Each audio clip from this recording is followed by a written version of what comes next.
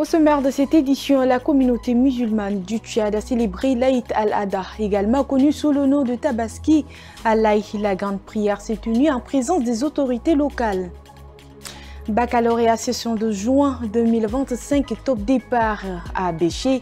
Dans l'est du pays, le lancement officiel a eu lieu au lycée national franco-arabe en présence des autorités locales. Nous y reviendrons dans un instant.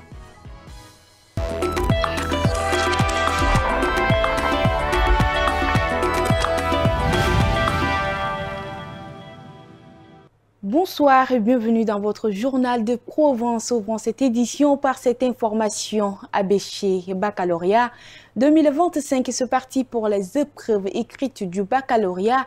Session de juin 2025. Le coup d'envoi a été donné lundi matin au lycée national franco-arabe d'Abéché dans l'est du Tchad.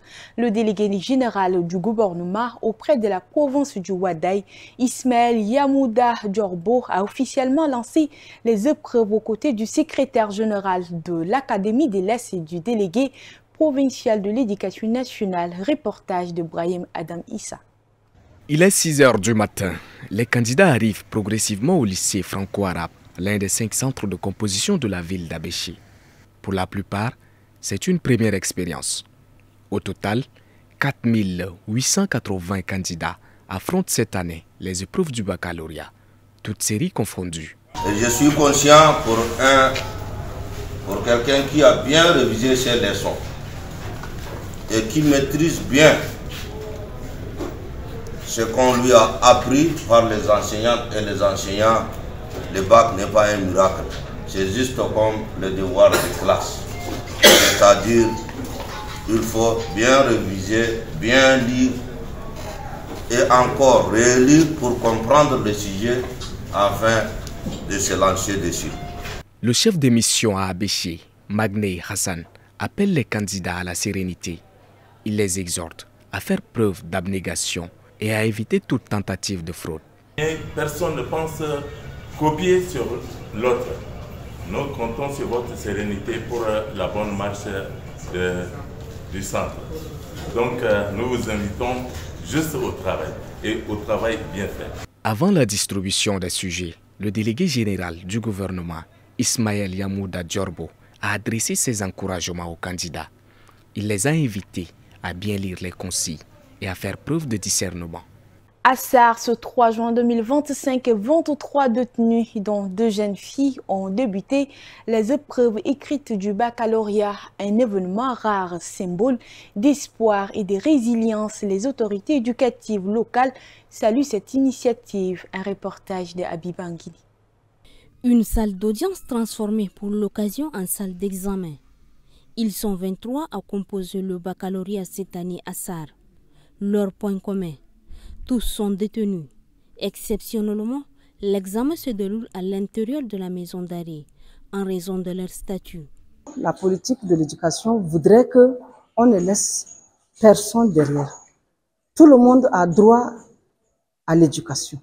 C'est pourquoi, pour ceux qui sont ici et qui ont bien voulu continuer dans ce sens-là, nous, on leur donne tous nos encouragements. Pour cette année, peut-être que nous n'avons pas été bien préparés, mais l'année à venir, là, on va beaucoup penser aussi à vous dans certaines conditions pour vous permettre de bien étudier comme tous ceux qui sont dehors. Parmi les candidats, 2 jeunes filles. Et pour veiller sur eux, un surveillant, pas comme les autres. Un ancien détenu, aujourd'hui enseignant au sein de la prison.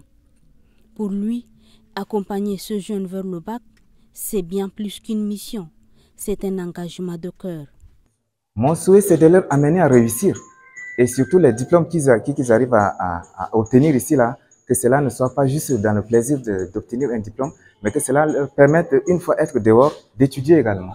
D'étudier également et puis de réussir dans la vie. Dans la province du Moyen-Chari, ils sont 4 922 candidats à plancher cette année sur les épreuves du baccalauréat. Parmi eux, ce 23 détenus, porteurs d'un espoir, celui d'une seconde chance. Autre chose à Béché, cherté des vies. Depuis plusieurs mois, une même plante revient dans la rue d'Abéché. La vie est devenue trop chère pour de nombreuses familles. Se nourrir correctement est devenu un défi quotidien.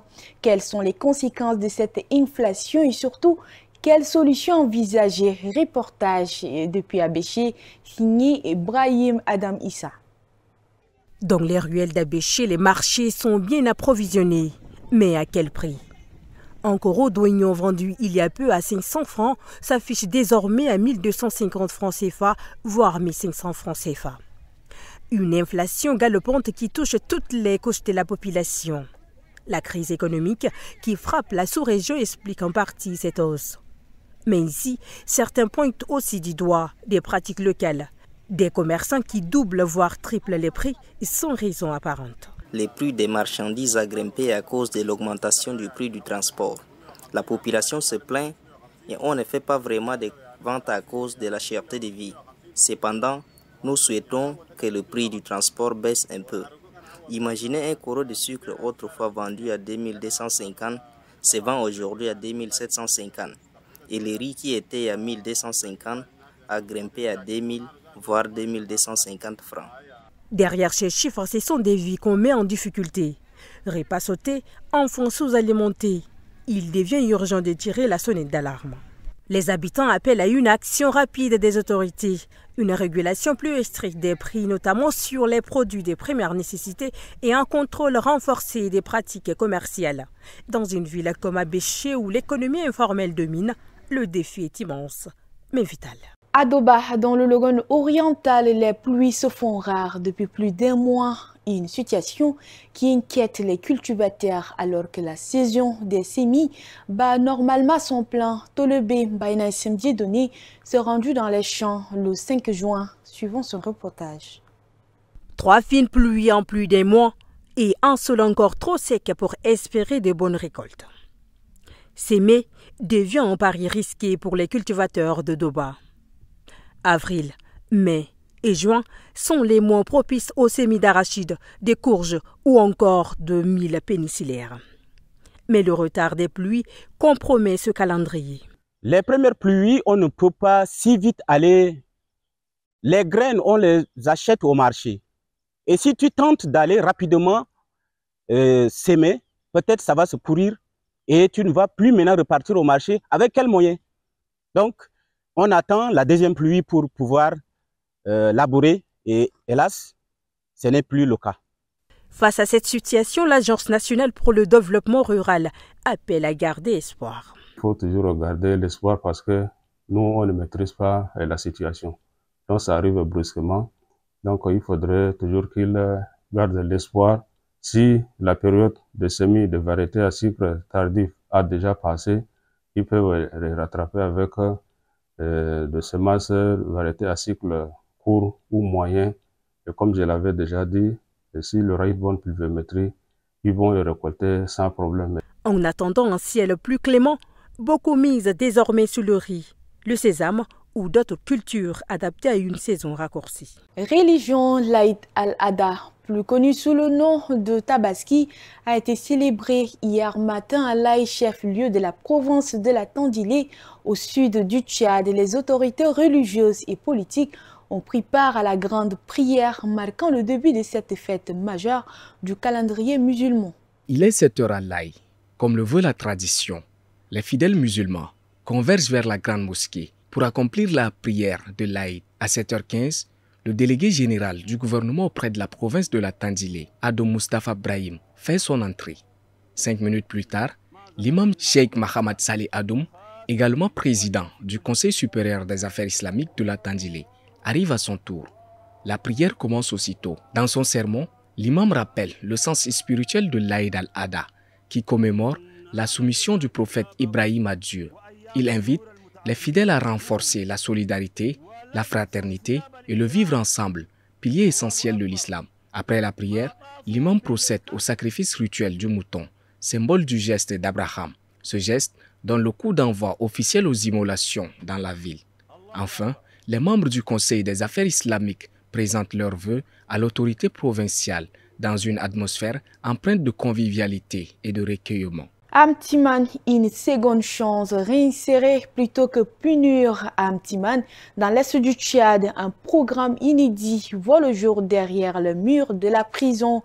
Grâce à l'ONG locale et au soutien de la coopération suisse, des détenus apprennent la couture et la maroquinerie. Un projet pilote qui leur redonne l'espoir et dignité en vue de la réinsertion. Reportage. Ce projet baptisé Passe d'été concerne 4 prisons du pays: Ati, Mongo, Klessoum et Amtiman. Objectif: donner aux détenus les moyens de se réinsérer par un métier.